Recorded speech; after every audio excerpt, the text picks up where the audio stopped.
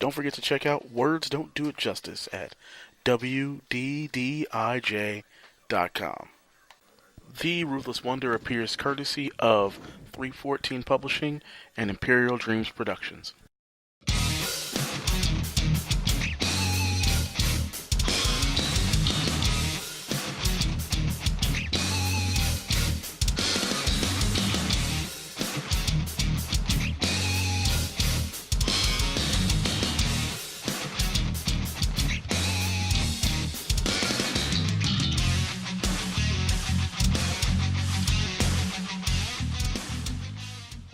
Folks, you haven't heard this sound in a long time, have you?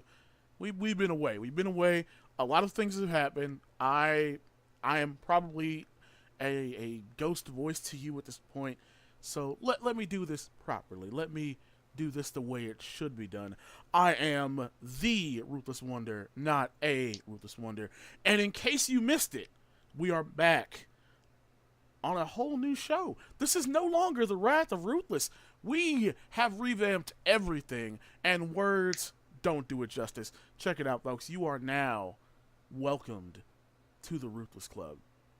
And along with revamping the show, a whole new format, a return to the thing that brought you here, I have new co-hosts. I have new voices for you to hear you've never heard before on this channel. In fact, I dare say we have the perfect combination of voices to take us forward in the next phase. First up, he hails. No, I'm kidding. We're not going to go comic view on this. But I do want to welcome our first guest. I have known him in some capacity for quite some time, but never gotten him either to write a blog or get on a podcast before. And you've heard him argue with me about everything on our gaming channel. Shout out to the Cheater's Guide to the Universe. It is the man, the myth, the cannibal legend, Nefas. Nefas here. Let's get this show on the road before the madness overtakes my method. And we're not alone. I never come alone. We are here with a third head to this hydra of sorts. You may have heard his commentaries. You may have seen him in that inferior faction in ROS Regional Wrestling. You may, in fact, know him from our streams. Matty, what's going on, brother? I really want to bite back to that, but I'm not. It's your brother from down under. How's it going, folks? He's mad because the Champions Club has all the gold. That's what that is. I am mad because I got it twisted and I got put in the wrong faction. And I've been carrying that faction on my back. I am one of only two champions from from ROS's friggin' we call ourselves RWO. I am one of two champions. Actually, I'm one of two champions, and I'm the only one that has won the title 2 times. So I've been carrying this faction on my back. Lone bloody soldier. Meanwhile, over here in LIJ, they got a stacked roster that are just hot potatoing the title between each other. We do. We are the greatest ever. So, shout out to them. I know some of you guys are listening, watching right now. I definitely want to get us into today's topic. Very interesting. But I want to get you guys back into what's going on here. So, there will be the three of us each episode. I can't promise you that these are going to be weekly. What I can promise you is that you're going to get at least 4 of these each month. We're going to cover a lot of topics. The old show was very focused on we're only going to do social commentary, bringing some fun here and there. We are open to a much larger variety. And the big thing about the show is that we like talking to each other. And there's going to be a lot of moments where you think, okay, do they hate each other's opinions on this? No. We're having a conversation. The great thing about this is we're friends on and off the mic, and we understand that nobody is taking this too seriously. There will be some great guests coming in. There will be some very heavy topics coming in. And there is, a chance for us all to kind of just enjoy life in a whole new way through podcasting. But, of course, I do want to mention past co-hosts I do miss them. We will have them when they can make it. The ones that can come on the podcast. Of course, you'll see Shay from time to time. She's gonna pop up. We got to have Rain in here. Of course, Devin will pop up from time to time, and Ronan himself will make an appearance here and there. Um, I look forward to hopefully getting a hold of Julian and getting him in for a few movie reviews here and there as well. But this is the new format. This is the new show. We have streamlined things a bit in the same way that me coming back to Words Don't Do It Justice is about doing things in a healthier format. For me, the show is the same way. But we haven't left you alone. We are back. You can trust that we're here, and we're gonna get this stuff going for you. Today we've got a really good, an interesting nugget of history that becomes even more relevant than we thought it was going to be at the time. Certainly, the first time I heard about it, I didn't think I would ever be living through it again. And let me address the elephant in the room. Yes, I sound really funny right now, and I will sound odd probably for a few more months. It sucks. I'm not gonna lie to you. It takes way more work than I am comfortable talking about in public to be able to handle doing this show. And that's the other great thing about having two co-hosts that I know got my back. And that's what we're here for. We're here to give you what you need, what you want, what you desire, all over again. We hope we can earn your trust like we did before, and we hope that we can give you the quality that you got before and much better. We got a lot of things coming. We're going to talk some video games in a future podcast because there's some stuff coming up that we all want to talk about. We're going to introduce you to some of our other channels, ways of getting a hold of us as well at different times as well. So putting all that serious stuff off to the side, fellas, what did you guys think of this thing? We're talking about today the third wave experiment. When I first sent you guys the link, what did you expect? I guess is the best way to put it. And Nefas, I'll start with you, man, since you were the first one to kind of get a read of the experiment in short form. What'd you think? Yeah, like when you first sent it to me, I didn't know what this was because you didn't give too much detail, and I started researching it. And then I pulled up the actual retelling of the account by the teacher. And it just blew me away at how big this thing became, this experiment that he started with just his class of, I think he had like 30 students. And it spread to the whole school and even other teachers. Like, Yeah. a proto-fascist organization that he tricked the students into joining. Like, what? Yeah, so let's put this into perspective. In 1967, Ron Jones is teaching a class essentially in a free period. Those of you not old enough to know what free period was like, it's basically like it's a class. His class is on history. He's a history teacher, and he was basically just doing an interesting thing with the class to kind of move things along. Most of the class was actual students for his class. Some were free period students, and he comes up with this notion of teaching fascism in a interesting experiment that in 5 days goes entirely off the rails to such a degree he had to end it prematurely, but also by explaining to them what really went on. And it's called the third wave. There is a couple of movies, one TV movie, one more theatrical release that was more straight to DVD, that explain it. A couple of different TV shows have tackled it in different fashions. But the third wave, also called the wave experiment, is how most people know about it. And it's a real thing. It's a real thing happening here in the U.S. And it is, honestly, rather scary when you get into it. Matty, dude, I gotta ask you, man, not being a U.S. citizen, man, what did you think hearing about this, and hearing how long ago this happened?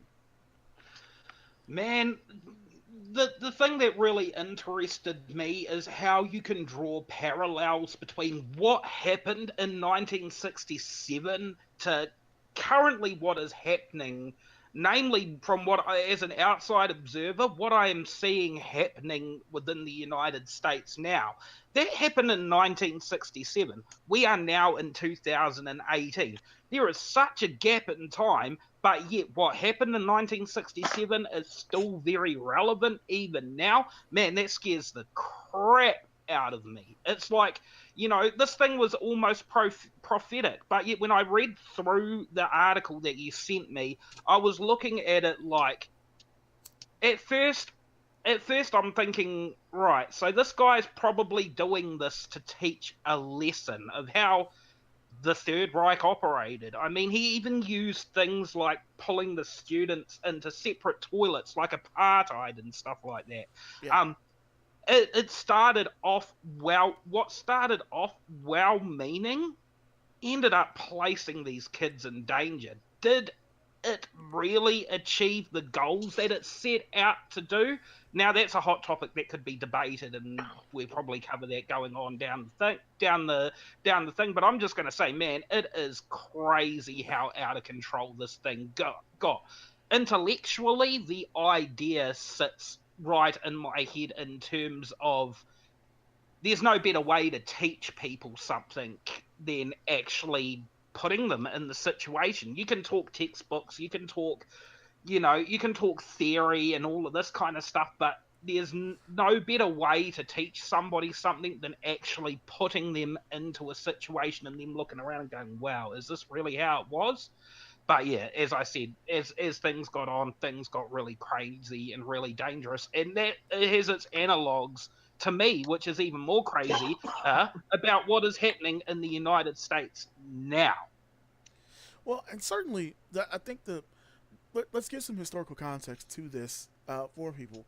The wave experiment is done in 1967, so we are during the civil rights movement, a height of the civil rights movement, in California. Now, for a lot of people, they think of California in its present format, this extremely liberal, forward-thinking, progressive state. During the '60s, while it was progressive, I wouldn't call it liberal at the time. One of the major issues, of course, in California was, the Watts riots are well known in that time period. The Black Panther movement is well known in that time period. A lot of the other things that come out of the state at the time, it's the beginning of that changeover from just progressive to liberal progressive. And yeah, that this awkward is frame where it goes over into the peace, love, and happiness and peace signs yeah. I mean, everywhere and all of that Woodstock kind of is still stuff. 2 years away by this point. We're in Yeah, '67. exactly. We're 2 years from We're in the, Woodstock, and yeah. it's an interesting thing because this is a California high school. These are high school students. These are not college students. So you can certainly get into a discussion of how appropriate, using our modern eyes, how appropriate it is at the time for those children. But I would argue this if this ever became an issue. I would argue that that's the perfect time to do it because that's where children are most impressionable, where they think rebellion is a good idea, and they have enough agency to accomplish something, but they're still impressionable on those who they receive to have more knowledge. You are most susceptible to the charisma of a leader at an age where you haven't fully formed your new opinions yet. But the experiment takes place over a course of 5 days. Each day is a slow progression by the teacher until the fourth day, where he actually begins his desire to terminate the movement and the actual experiment itself because of what's going on. What he essentially did was he was teaching a lesson on World War II and the Nazi regime, and was trying to teach in a contemporary historical fashion how the people of Germany could easily accept the actions of the Nazis, how they essentially fell in love with the idea of fascism. And it is I hate overusing any single word, but it is truly terrifying to read about, even in the small summary. If you guys are watching this on YouTube, you're seeing the Wikipedia article on this and the short version of what goes on. It is far more terrifying when you get deeper into reading about this, and it starts with something very simple. He starts the lesson with teaching them simple stuff. He rearranges the students and drills them on ways to do things, providing new classroom discipline. Pretty simple, basic.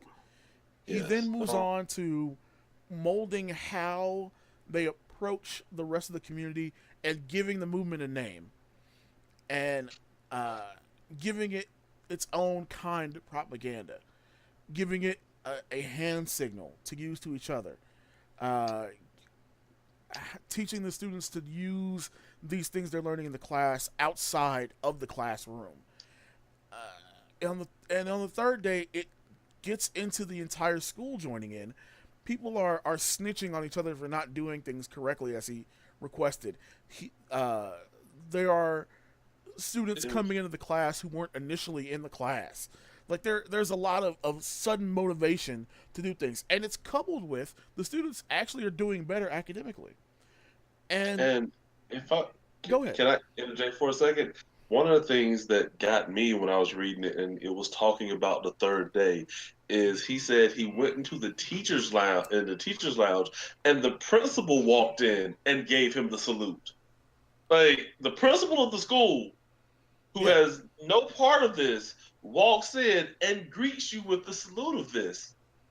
At what point did the administration even think that this was okay?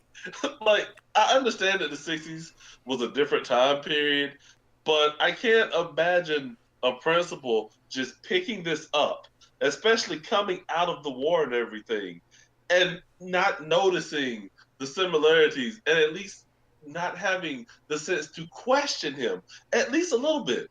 Just to walk in and give him the salute like that? Well, but that gets into this notion of, and I'm glad you brought this up. I actually really wanted to get into this because the third day I wanted to stop us at the third day to kind of talk about this because it's really important. The idea of fascism is a cult of personality. That it doesn't actually matter what position in life, what social, economic, or just general, financial position the leader is in a cult of personality. It only matters that they have the personality. The charisma. Yeah, the charisma, the oratory skills to inspire others to follow them. Well, but that's the interesting thing here, Matt. It's not that he's overly charismatic in the way he teaches it to them, because he doesn't have great, people point to Hitler and say, well, he had these speeches that riled up the people. And it's like, it's not so much the speech. You don't have to be an overly intellectual speaker. I consider myself an overly intellectual speaker, but it's not that that makes it possible for this to work. It's that natural charisma that you're talking about. We're gonna slip a wrestling term in here, but we're not gonna get into wrestling here. It's that natural in-ring charisma that tells a story with just your reactions, the way you sell, the way your offense goes. It's Naito, it's Ric Flair, it's AJ Styles. You know what I mean? It's a feeling that you get seeing someone do something, not what they're doing. And this teacher has that to such a degree that you have to wonder, was the principal just playing along, or was he legitimately into what this guy was doing? And that's I want to interject something else, right? Something that even scares me even more is that you hear it time and time again that people talk about, we've got to fight the power. We've got to stand up to the man. The institutions have got to be brought down. We cannot be held to ransom by all these institutions around us. But this experiment actually exposed something far more deep-rooted that actually constitutes all of that. People want to be your Steve Rogers. People want to. I'm using a Marvel analogy here, right. But let's just go with it. People want to be your Steve Rogers. When people tell you to move, you want to be that guy that stands still. When people tell you to get out of the way, you want to be that person that holds up your shield and goes, no. But really, it exposes that human nature actually more falls in line with Tony Stark, and it exposes that humans as a whole, deeply, even though we espouse all these good-natured, well-meaning kind of things, we'll fight for our fellow man, in actuality, we have a deep-seated need for control and to I be would like to controlled thank and to you, be Matt, put into for- regimented systems and stuff like that. We want to fight those things, but People in want to reality, but yes, but in actuality, humans have a deep-seated need for that control, and that's You what this realize what you're experiment saying, right? exposes. What you're saying is Loki was right in the first Avengers movie. Really? Yeah, I mean, yeah. Loki's my man and all, but that's my boy. But come on. Anybody listening to this, you tweet us. When you tweet us, you write your hashtag Loki did nothing wrong.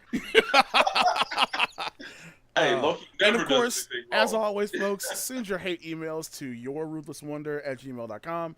That's yourruthlesswonder@gmail.com.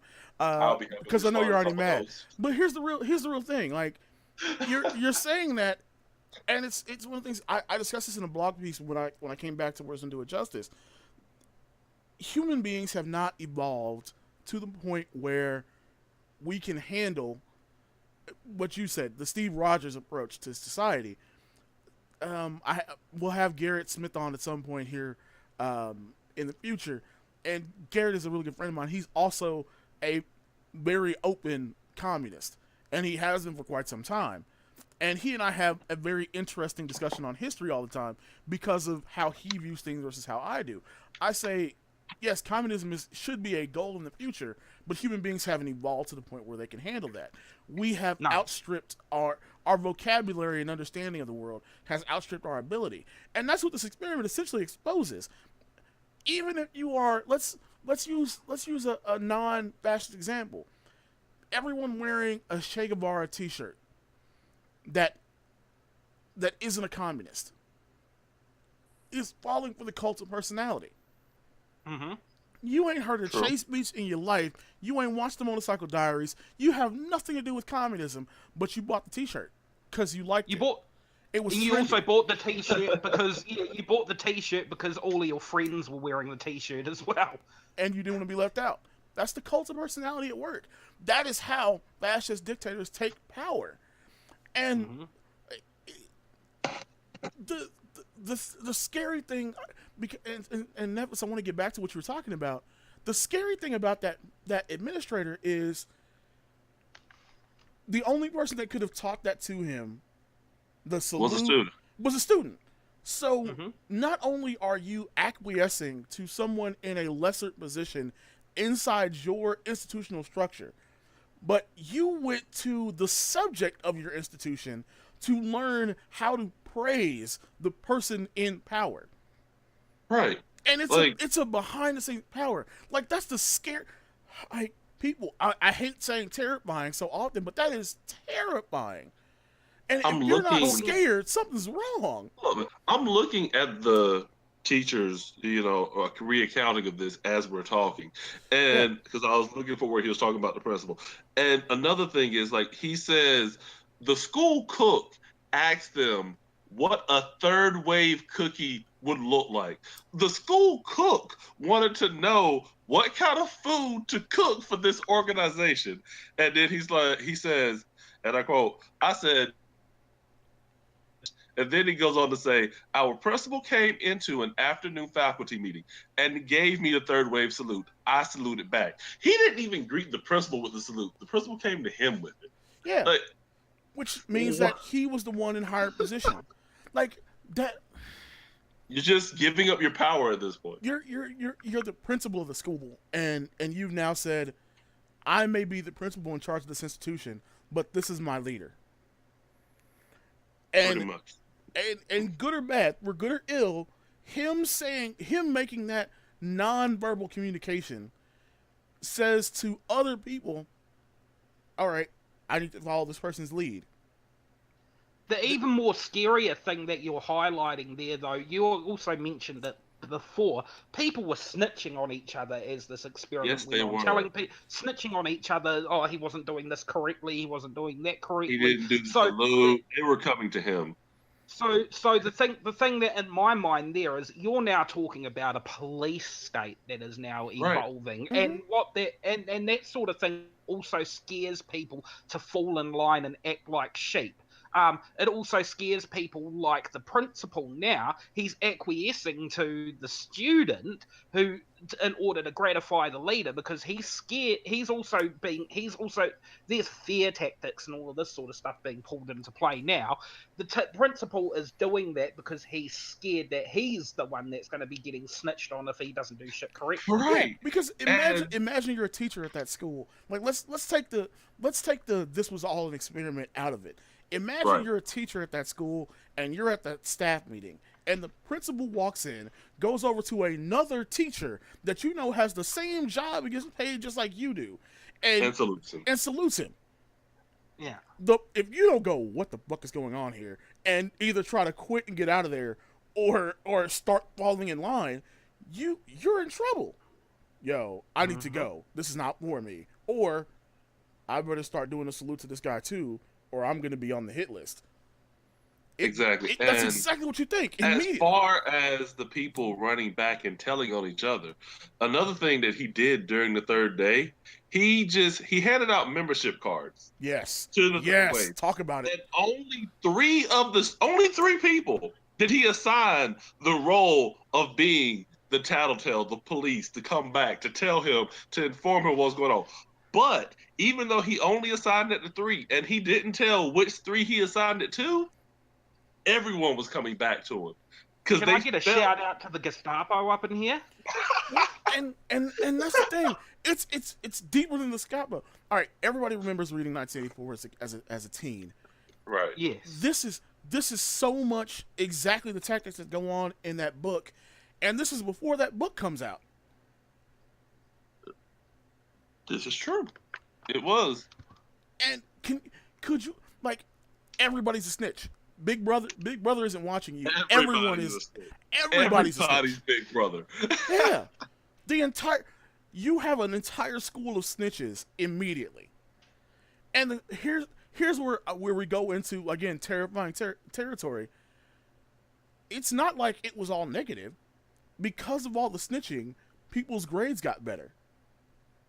Doesn't this also People are remind paying you more of attention in another class? There was another film that came out in 1927. If nobody's ever watched it, I recommend that you go and watch it. It relates to this, by the way. A movie called Metropolis. I was hoping you'd bring up Metropolis. It is one of my favorite movies, by the way. I love it. I've actually never seen it. So. Metropolis is a silent film, in that original format, but it is an amazing look at human nature and a discussion of it. Gonna have to check that out. Yeah, and actually, Nefas, I'll actually take you back. You have, in some form, seen Metropolis. You remember the anime Big O? Yes. That is entirely like the entire backbone of that series is Metropolis. Huh. Interesting. That's the reason why he has the book at the end of the final episode. The book Metropolis. That's why he has it. It's based on that movie. Yeah. So you will have a whole new set of eyes on you when you're watching Metropolis, and when you're watching that Big O over again, because people go back and watch Big O. It's great. I was actually not a big fan of Big O. It's great. How dare you say bad things about Big O? Showtime. To revert to my childish self here, I was like so much not a fan of that show that me and my little sister started calling going to the bathroom a mega deuce after the giant robots of that show. I'm so angry. Like, how dare you not like Batman with a giant robot? Also, you may have also heard music that also makes not just illusions, but is basically it in musical form. If you've heard Janelle Monáe's concept albums Metropolis the Sweet One, yeah, and the Arch Android that she released as well, then you've basically watched Metropolis. Yeah. Or you've heard about it. Yeah, it's great stuff. But this is the thing, like, so one of the things we have to deal with is how the negative gets a positive result. Because these kids go from, I mean, they're kids, to this like extremely disciplined crack force of snitches and straight up like soldiers for the cause in 3 days. In 3 And it did. days. It also helped out, like, another thing, which is, one more thing about people wanting to belong, wanting to be led, and everything else. The students that were the outsiders, the loners, that had no place to belong, no one that they called friend, they felt like they were part of something with this. He even talks about how there was this one student who was rather large in his class that, he had no friends, nobody sat with him, unless nobody, no, like, and he never spoke up during class. Mm-hmm. He just came up to this teacher one day during this experiment and starts following him around. And when the teacher asks him, when Mr. Jones asks him, what is he doing? He says, "I'm your bodyguard." The teacher got a bodyguard, and the boy even follows him into the faculty lounge. And when another teacher reprimands him and says students aren't allowed in the faculty lounge, he goes, "I'm not a student, I'm a bodyguard." Yeah. Like the idea that he willingly gave up his personal identity to be what he perceived his leader needing. I'll say it again because somebody listening to this podcast or watching it on YouTube is going, "What?" He This willingly actually happened. gave up his individual identity to be what he perceived his leader to need. Teacher didn't say he needed it. Leader did not say, "I need a bodyguard." He volunteers. I'm your bodyguard. And that's because that's exposing another thing in human nature. We will do just about anything, including giving up our own individual personalities, our own individual freedoms, to fulfill our deep-seated need of belonging. Maslow's pyramid, everybody. Whew, you ain't never lied on that one. It is, and it is. I mean, like I said, it is frightening. It is absolutely frightening. So let's get to the fourth day, because I think the fourth day is the interesting point, because that's the only time where he outright lies. So the fourth day, when he's getting ready to, when he realizes, like, yo, this has gotten way out of hand, and at some point he's gonna have kids goose stepping down the hallways and saluting him. Before that gets happening, he's like, I gotta figure out a way to stop this. So he held elections, right? well, no, he announces that there's going to be, that the movement is actually bigger than the school, that it's a national movement, and that's the next day they're going to unveil themselves to the public along with their presidential candidate. Right. And he orders all of the third wave students to attend a rally on Friday for the announcement. I'll say it again: a teacher, not the principal, not the superintendent, does not have any power except for this experiment. There is something I want to revisit, though. Oh, definitely. We'll get definitely back to it. He says you will all attend this rally. And they all fell in line.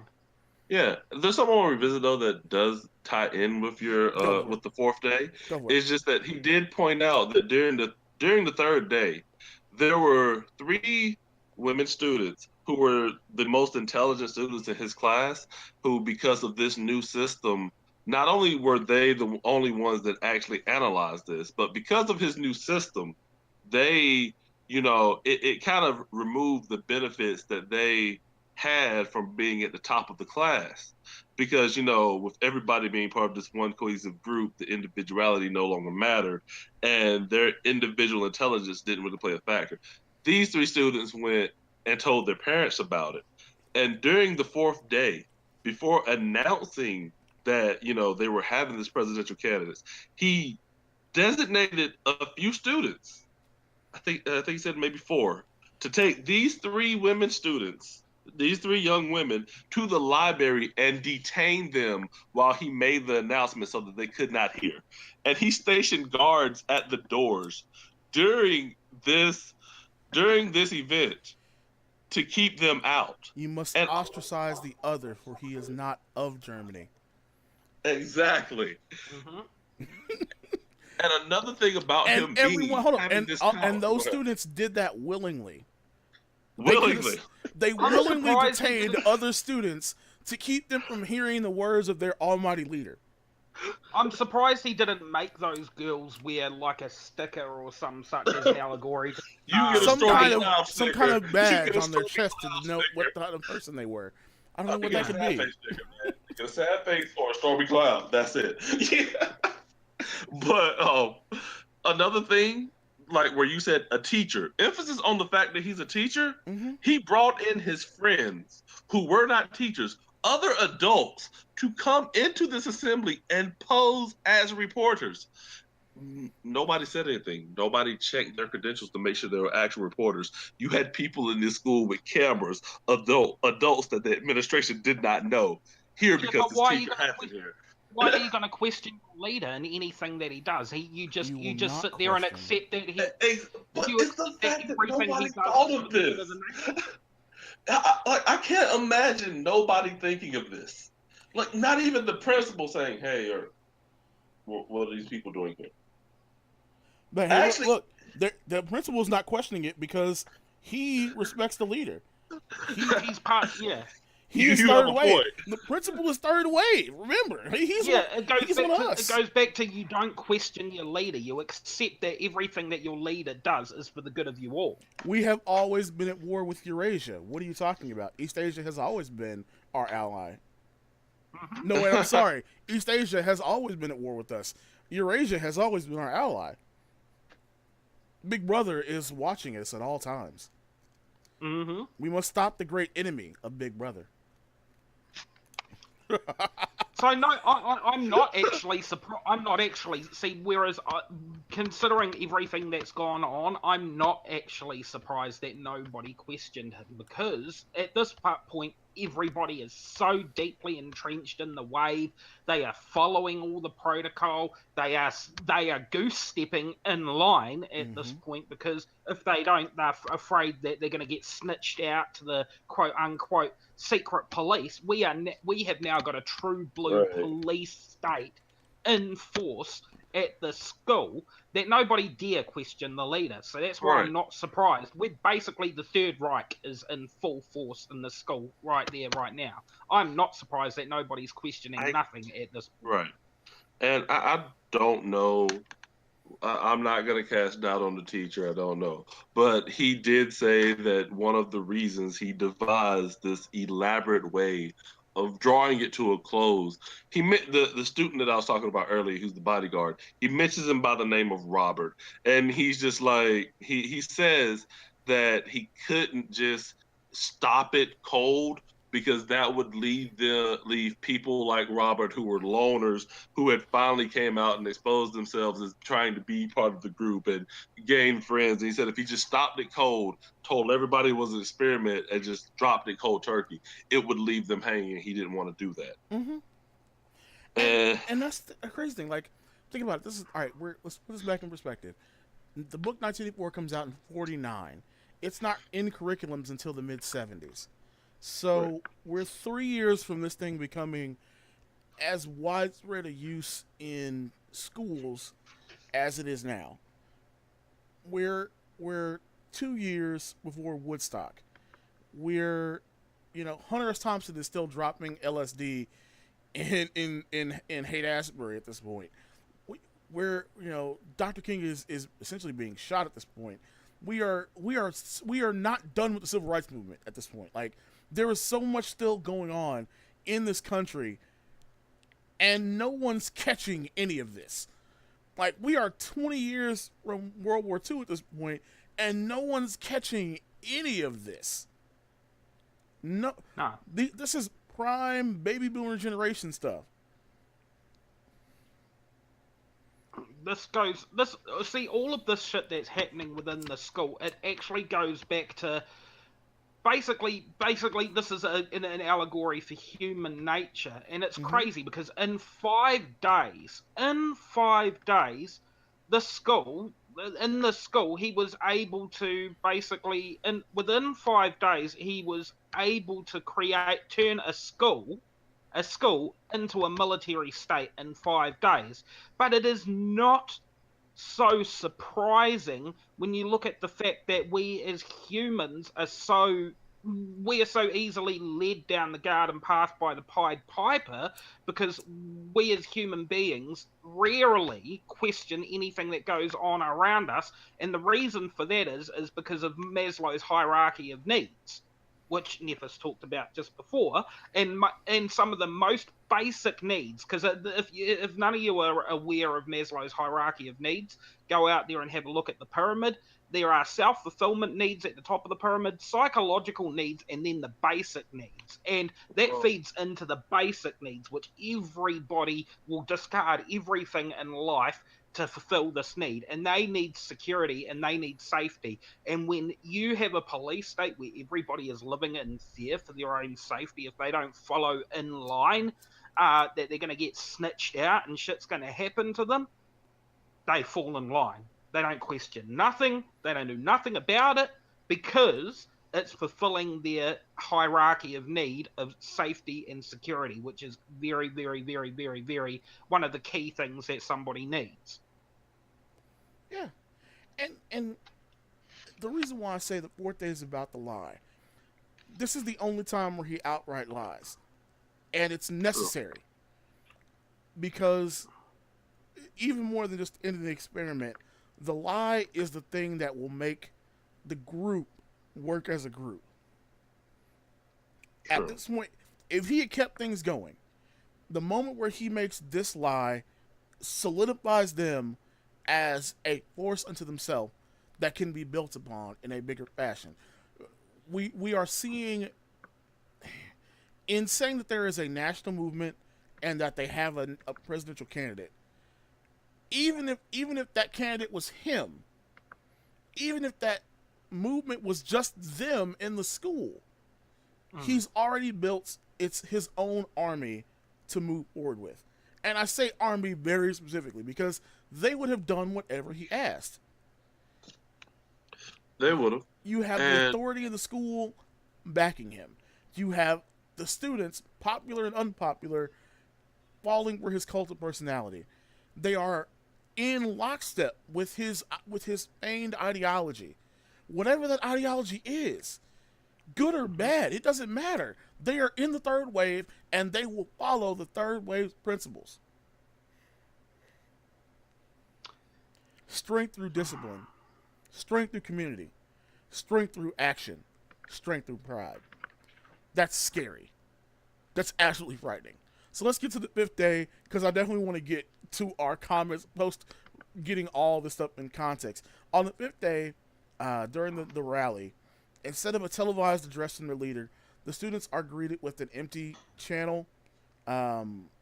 Jones had announced at this point, after they waited, that they had all been part of an experiment in fascism and that they had all willingly created a similar environment inside the schools to what German citizens were dealing with during Nazi Germany. And he played a bit about the Nazi regime to close the experiment out, but there was a lot more to it. Spike, I want you to go ahead and tell them a little bit more about the fifth day because you've got the notes on that. Okay, so basically the way it went down, where everything happened was he brings them in and the kids are all in there, everybody does the salute, everybody's sitting in attention, and students are never punctual, but everybody was there at 12 o'clock sharp. He had his friends posing, as I mentioned before, as reporters. They were walking around, taking photos, had cameras like they were actually with the media. He had even the group of kids that left school early or whatever were there. Everyone was there. He had a TV there, and everybody focused on TV. He gives a speech, has everybody go through the disciplines, and the teacher himself says that each response was louder than the one before it. The kids were getting into it, and at 12:05, he turned off the lights in the room, turns on the TV to a blank screen, and everyone sat there. And no one said, according to the teacher, once again, his exact words were, the room stayed deadly still. Everyone waiting. Nobody said a word. Nobody moved. And it was just a white glow of a test pattern on the TV, and they all sat there like this for 2 minutes until 12:07, when one person said, "There isn't any leader, is there?" And then that's when the shock and the confusion and everything came out, and everybody, like, these kids were legitimately upset at the fact that there was no leader, that they had been duped per se. And then he goes into his speech about what they just did.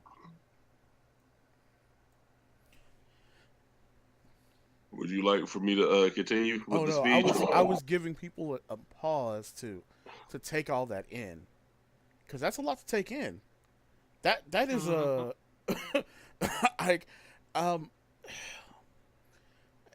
I don't know what scares me more about that, the fact that if there had actually been a leader to pop on after that student speaks up, like how quickly they would have turned on that one person as the outlier, or that they were in such lockstep that for 2 minutes straight, no one moves. 2 minutes. No one moves, staring at a blank screen. Yeah, I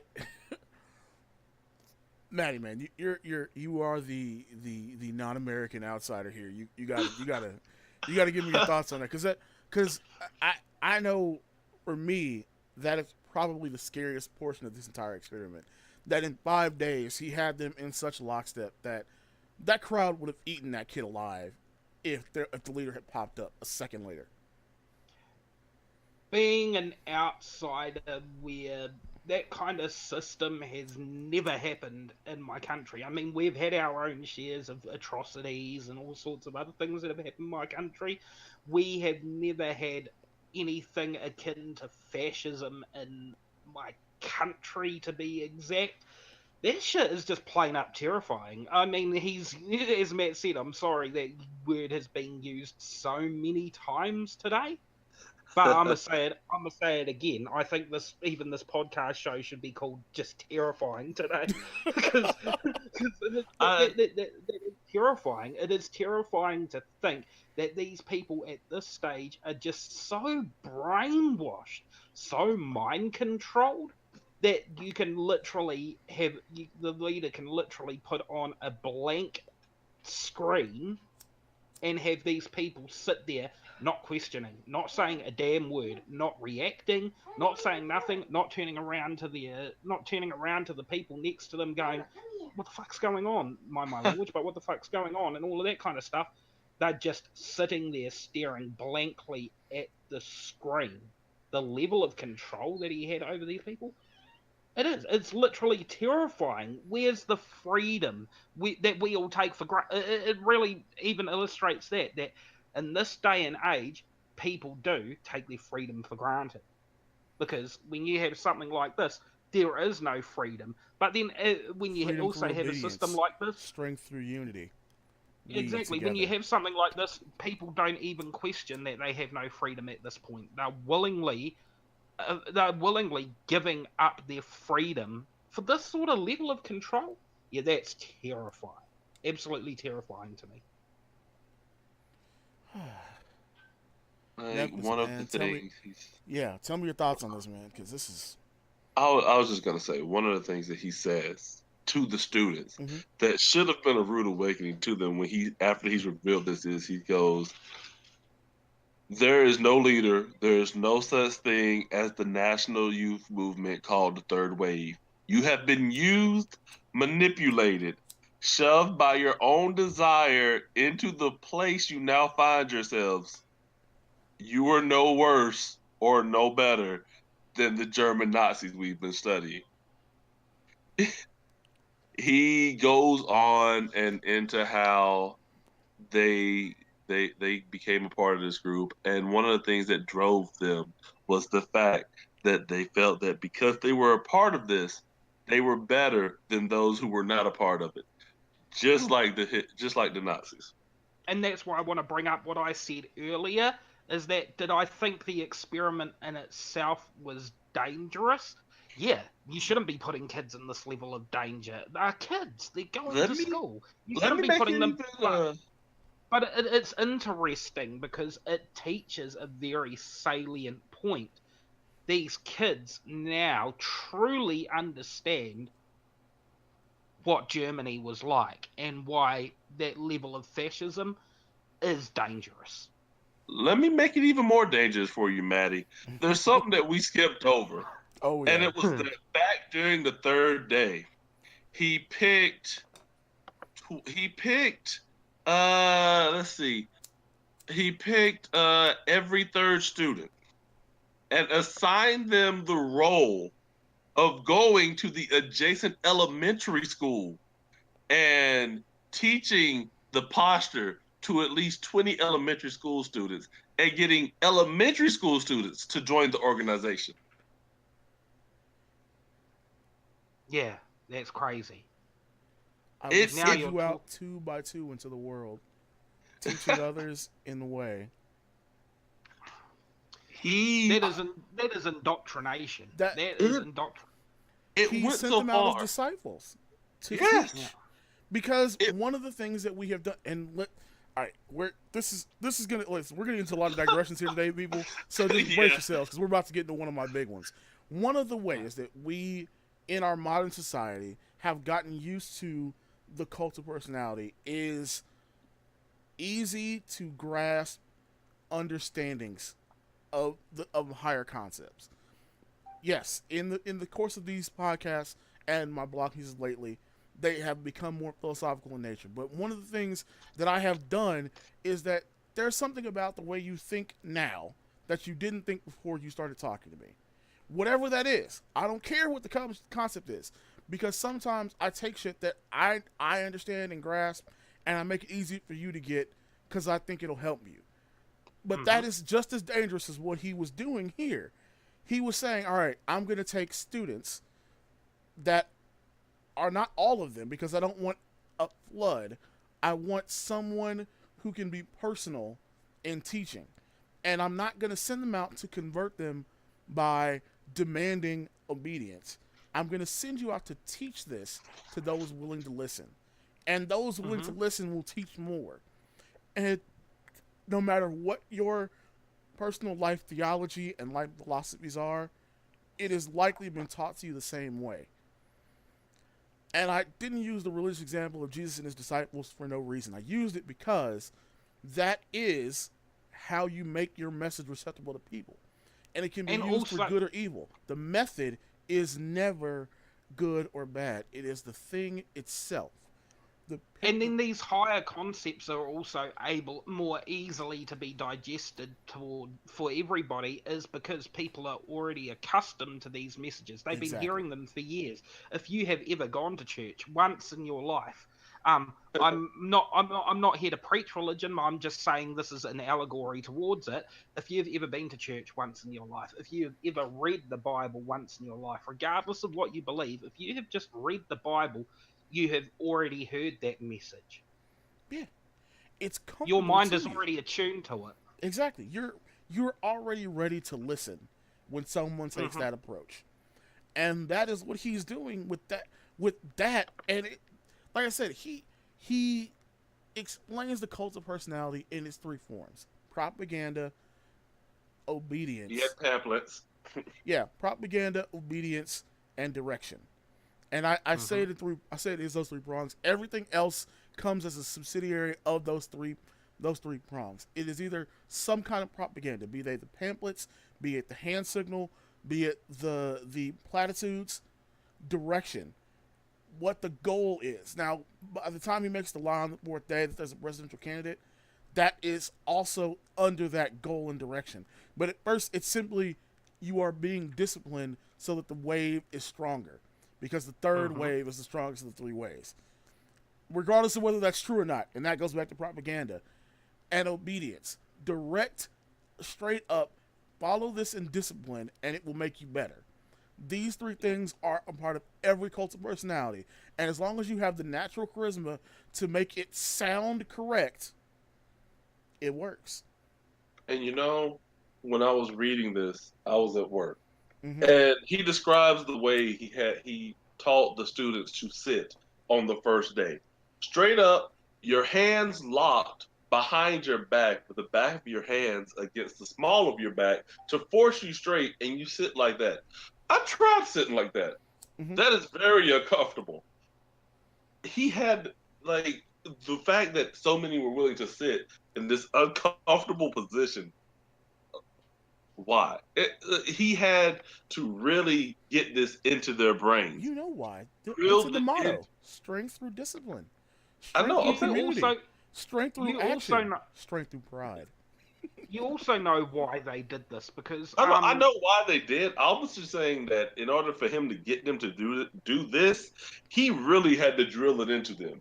He yeah, really had to have the motivation and, well, the way of speaking and the charisma to get them to willingly do this and to buy into this.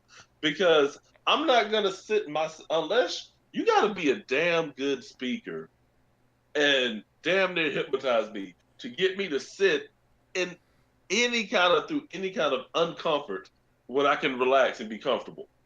But he And also encapsulated that with another system around it. Remember when he gave them wave membership cards, and some of them had that red was X's on the that back. was And after though. That was the way of sitting was the very first thing he taught them. Mm-hmm. yeah, but the reason why they continued to do so is because it was one of the things in which they had to do correctly. Exactly. And if they didn't do it correctly, then they were going to get snitched on.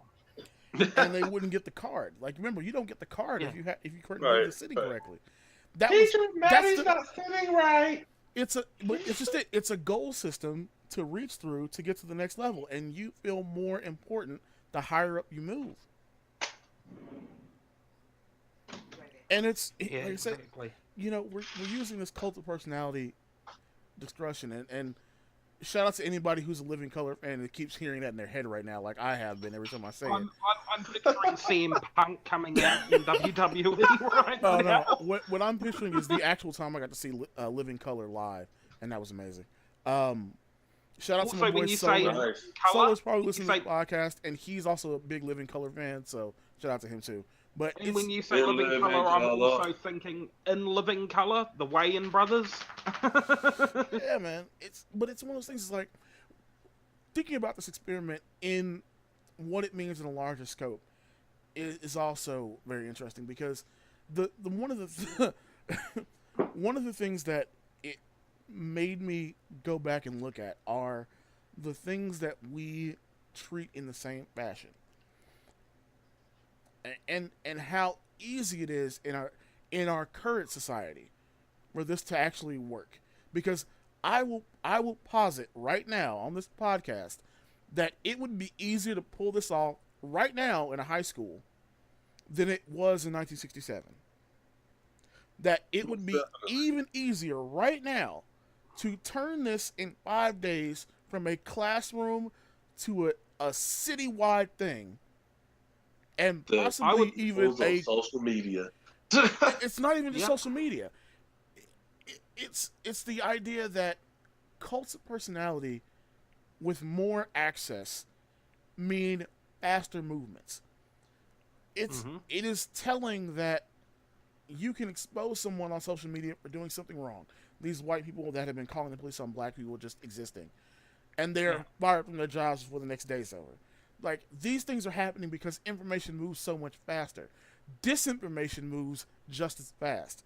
And yes, we'll call this our first major digression, but this idea that because we can get information, it will stop these things from happening. No, it makes this even easier to occur because now I can do this, make a video of it on YouTube, and you're doing it in your school. You high school student X are doing it in your school, and so is high school student Y, a country away from you, and so is student Z in a whole nother continent. All of you are doing it at the same time, and you're already indoctrinating your friends. In 5 days, I have at least your 3 schools, and I didn't have to do anything but make one video on YouTube. I want to posit something else in here that Go for it. relates to that social media stuff that you're talking about. I want to posit something and ask you guys a question. How many articles are posted on Facebook all day, every day? 100,000, right? Yeah. Too many, yes. And now I'm going to posit something else. how many of those articles are readily accepted almost instantly with no background checks, no Too many. prior research, Way too many. and then forwardly shared on by, say, like someone posts an article and then a friend shares it, but without questioning it. They read it, they go, "Oh shit, I'm going to share that," and they have not done any background research. Too many? Too many. I'll go deeper than that. How many times has someone shared a quote from someone else that the person never actually said? Right. Every day. Every day they say it, they share it Every because day. it sounds cool and it sounds like something that person might have said, even though they haven't actually said it. And that relates back to that point. You can spread information so much quicker because look at this. You just have to say some wild shit on Facebook, and Exactly. people are gonna accept And it. one of the things that I hate so much, I don't care I don't care about people protesting and whether or not, people getting into it. I don't care if people are bothered or people are not, and people spread these stories around. What I do not like and cannot stand is a false narrative that people believe. Hmm. And I have always been a person that said the difference between a lie and the truth is how many people believe it. Hmm. And when a lie spreads, like a friend of mine on Facebook that I've known for a while through Facebook and gaming, he had shared something about someone, and it was the person he was accused. Not going to say any names or anything. The person was accused of being, a woman beater and everything. Mm-hmm. And all these people were on the post going in bashing the guy who was accused of it and everything. And it's just funny, the mob mentality. Everybody was just swarming to this post, talking, like, insulting this guy for it. And it took me all of 3 minutes to research it, look it up, find out it's not true, and just say, hey, whether or not this guy was a good or bad person, I don't know. I don't know what he did. But this right here that you're bashing him for is a straight out lie. And you really need to watch what you post like this. Yeah, I heard this I can't I can't remember who actually told me this the first time because I've heard it in different forms from different people, but someone once told me when I was much younger, and I understood it immediately, but I didn't grasp it like I do now at this age. Um, the truth spreads like a flood. A lie spreads like wildfire,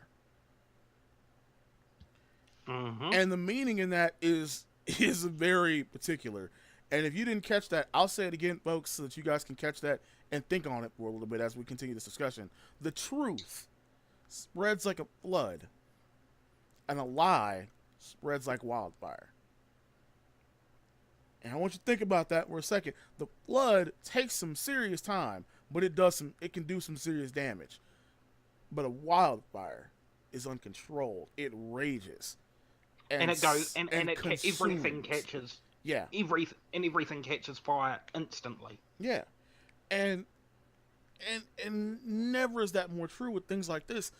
I I want to get back to that point I was making before we kind of got into your what you were positing there and the question you were asking, Maddie. Um, Hmm. this reason that I think it could spread faster now is not just the access to information, but how we have been conditioned as society. All right, Hmm. 67. You've got national sports leagues in most countries. You've got most religions in most countries. And you've got, generally speaking, a post industrial revolution uh, society that is just getting into the tech sector that we get much later on. In that time frame, people are still more accustomed to accepting what's in front of them from certain sources, but questioning from others. And they are not conditioned to be. Um, I don't want to say this the wrong way. They are not as conditioned to be fanatical about certain points. And what I mean is this: nationalism is a cult of personality. Yep. And we all experience nationalism at some level with the World Cup and with the Olympics. But at this point, we are dealing with 20 years after nationalism run amok and destroying the world. So people are still concerned about it. Now, we have had so few experiences with that kind of dictatorial fascist nationalism that it would be easy to convince people that this is a reaction to nationalism, that this is an organic movement, that you could couch this in such a positive spin. Yeah. And say, but you like anime, you like sports, you like whatever the thing is you like. This is that for a political movement to make real change. It's a grassroots movement. The ability for us to spin a fascist movement like this is, like the third wave experiment is so much more powerful now because we are not only conditioned that this would be okay, but that we have so many other things in our daily lives as just a regular human being on the planet that this would be easier to come across with. Think about the stuff that you could do right now if you wanted to. If you're doing the third wave now, you could 3D print all the badges and ID cards so you could have them on the first day. You could have, hey, listen, if you want to join the third wave, you need to record a video of yourself showing the correct posture and giving the salute and upload it to your Facebook page. You'd have a million of those before the day was over. Start a private website where you have to have a membership card and a membership code you have to have a registered membership code that we can check through the QR scanner to make sure you have the correct one to get in. All of this throws back to something you said before. You talked about communism, and you've also got a friend that you could sit there and talk communism all day with. He's a communist, and he would love to sit down and have discussions with you about this sort of stuff. This throws back to that, and this is the reason why pure, and I say pure because there's a difference between that and what we've actually experienced of it. This is why pure communism will not work until we've evolved past a certain point, which is where we're at right now. It will not never work because we haven't evolved past the point where we can shirk off things like nationalism and cult of personality. Because even communism that we have experienced in this day and age literally devolved down into a cult of personality. What was Stalin? What was Lenin? They were cults of personality, essentially. Mm-hmm. They were using some principles. What was Mao? What was Castro? What was Che Guevara? Is patron saint of communism, and he is nothing but a cult of personality right now. And that's why pure, and I say pure communism so people don't get it twisted with when they say, oh, but we've already experienced communism. We have not experienced pure communism. We have not evolved to that point because inevitably these systems always devolve back to nationalism and cult of personality. Yeah. It is very telling that we have, and I often explain my approach to theocratic rule, Plato's theocratic rule. I'm not talking about the technocratic rule, not that. I'm talking about the theocratic rule that Plato was arguing against, monarchy in the form that we experienced it previously. I have often commented that all of our governmental systems since then, and the problem that human beings have currently, is that not only do our minds still need that singular focused, this is the guy, this is the girl, they are the leader, but that those rules, those monastic and theocratic rules, are essentially the same thing, just done with a different coating of paint. That if the church is the leadership body, and whoever runs that church is the leader, it's the same as the king is the leader, and the entire structure of the monarchy, the duchess and dukes and regents and things That's the are just structure of the different cultural leadership. play. Yeah, are institutions in Mhm. in theological and governmental form are structured the same way, and because our minds cannot accept, and I'm not talking about an intelligence thing here because it's not about how smart you are, but No. because how we're built as human beings currently has not evolved past that, we are given to these cults of personality much easier. And You're not talking about intelligence, you're talking about base nature. I'm What is talking an about inherent biology. in every human? I'm talking about your What is inherent chromosomal in human being? development. Yeah. We have not evolved. When you talk biology, you talk about Hmm. evolution. We have not evolved past these inherent needs for certain structures within our lives. Exactly.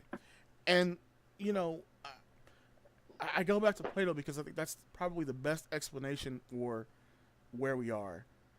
It The is world's ultimate philosopher. You're talking philosophy right now. Why not? Seriously. well, yeah. I mean, there are modern discussions of concepts that Plato introduced that I think are useful. Hmm. I'm just for this. I'm keeping it easy to stuff that people can easily go research and think about after we get done Hmm. with this podcast.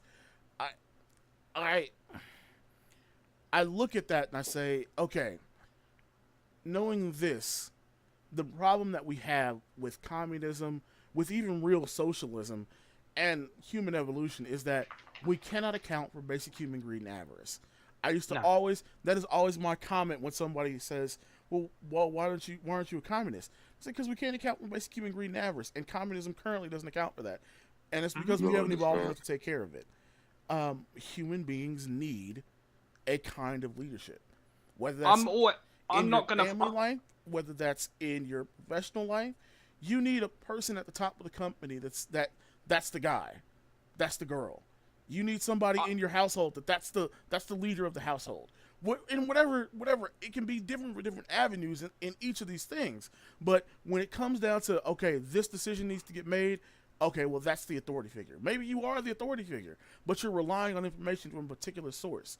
We have gotten to that point, and this experiment exposes how easy that is to be that mental structure is to be corrupted into someone's personal choice format. Like, hey, I, I'm hijacking your brain to make you to use the thing that you already use for your life to make you follow me. I'm not gonna lie. As a human being, I can't. I myself, prime example. I can't ever be a communist. Why? I am too greedy. I am given into avarice. Why? I'm not willing to accept that I can only play one video game for a whole year and that I have to play it on only one console. I'm not ready to accept that. I'm a gamer and I like to game on consoles, PCs, whatever you want to call it, and I want to play all the games. I'm greedy like that. I do. I want to play all those games. I ain't going to front. I'm not willing to accept that I'm going to have some government turn around and now say to me, okay, you get one game a year. This is the one game that you're allowed to play for the entire year. No more other games are ever going to even be made in this country. Just one game, and there's one standard console. Oh, yeah, and you have to play it in 720p. Why? Because we, the government, only provide you with 720p televisions. That's it. That's all you have to do. I'm like, kind of, no, no, man. I want to play games in 4K. I want to play them in 60 to 120 FPS, man. And I want to play all the games that I bloody want to play. And that's why I'm me as a human being. And I mean, a lot of people out there will probably relate to this in some way, shape, or form. That is why communism won't work because most people want that. Hey, listen. I'm with you, and I, for one, am angry with any system of gaming that is not giving me a remaster of Fallout New Vegas. Fuck you, Bethesda. Where's my game at? You're announcing For real. Fallout 76. I want New Vegas too. Damn it. For real, when you want to Now, talk Matt, about people you're gonna out there piss off the marching, people who hate Fallout 76. I'm They saying not 76, but the people that hate New Vegas. they hate There New are plenty Vegas. of people. Hey, listen. If somebody hates Fallout New Vegas, you don't need to be friends with them, people. The third wave has said it. If they are not down with the Ruthless Club, they have to be down with Wild Out New Vegas, or else they're not with the Ruthless Club. You tell them I said it, damn it.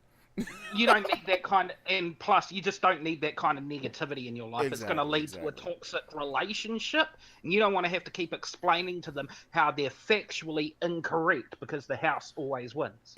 I'm telling you, listen, guys. It's like dating a girl who doesn't like UGK.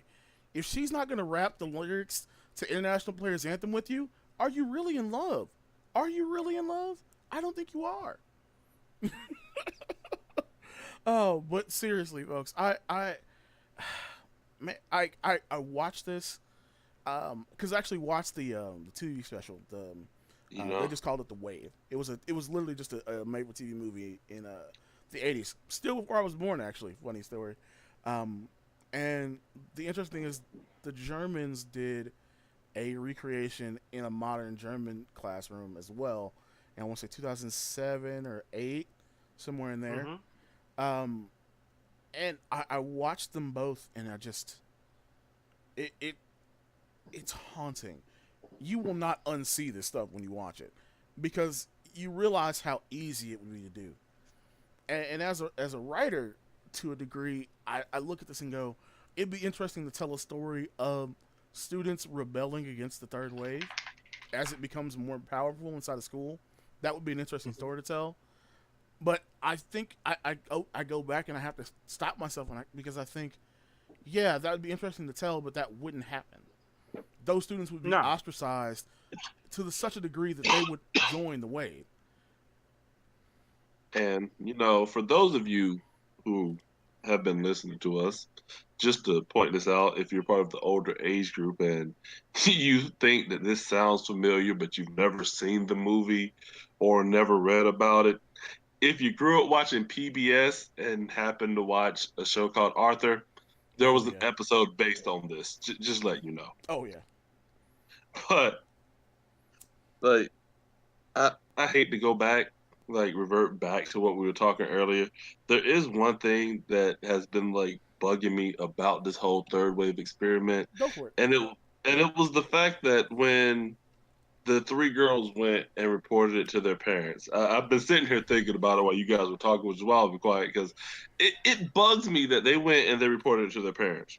Mm-hmm. One of the girls' family, being Jewish, complained about it to their rabbi.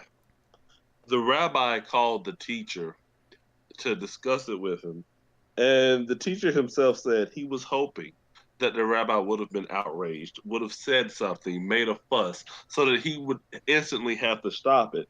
But no, when the rabbi called him, all the teacher says that he said was, it's an experiment, and we're studying the mind of the Germans. And the rabbi was like, oh, okay, I'll talk to the parents so they won't have anything to say about it. We're going to take a pause real quick so you people can get that in your head. Nefas, will you say that again, please? Because I want people to hear. I'll do you one better. I'll go back and read the actual word for word what the teacher said. Okay, in telling their parents of the experiment, they set up a brief chain of events. The rabbi for one of the parents called me at home. He was polite and condescending. I told him we were merely studying the German personality. He seemed delighted, told me not to worry, and he would talk to the parents and calm their concern. Just instantly took him at face value. See, and this is why I said before, and I will say it again, as much as everybody out there wants to be a Steve Rogers, deep down inside, they are really Tony Starks. You're not even Tony Stark. Tony Stark at least had a logical reason for the position he found himself in. You are those Germans kneeling before Loki in the first Avengers movie. But they were so the old man standing up saying never again. No, you're kneeling just like the rest of them. And is it crazy that somebody like me who doesn't believe that democracy is a good idea for human beings right now is saying that? Maybe. It's odd. Is any of the nations in the world right now a true democracy? Because the United States itself is not a democracy. It's a democratic republic. It's a democratic republic. But if you're talking, is any of the nation a direct democracy? No. There is no No. such thing as direct democracy anymore. The Greeks tried it, but once you get past a certain population size, it is too unwieldy to properly work. Do you know what most modern nations are? Even though they say they're a democracy, they're actually an elective dictatorship where we change our dictator every 4 or 5 years or whatever you want to call it. This is true. Which is why, Except as I have for- said many times before, the best system for these people, for now, is to have a leader who rules by the sword of Damocles.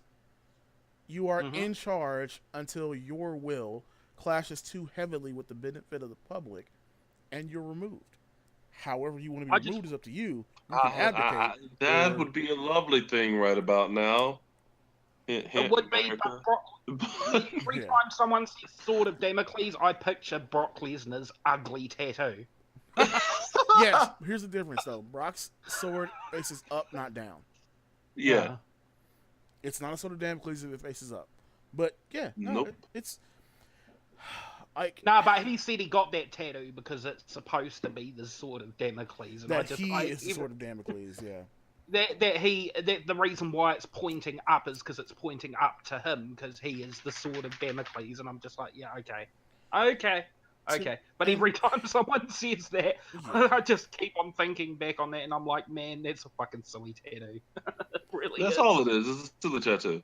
And you know, we get into these, you know, we're not gonna go too much longer, folks. We're already at like an hour and 30. But the thing about this whole thing is that your knowledge, the things that you think you know, can easily go out of the window when you let go of that critical thinking moment. And as a group in and of itself is not good or bad.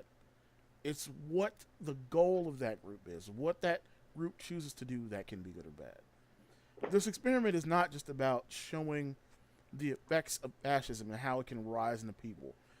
It is showing how even good intentions and good outcomes can be so covered in the corruption of a single incorrect intention.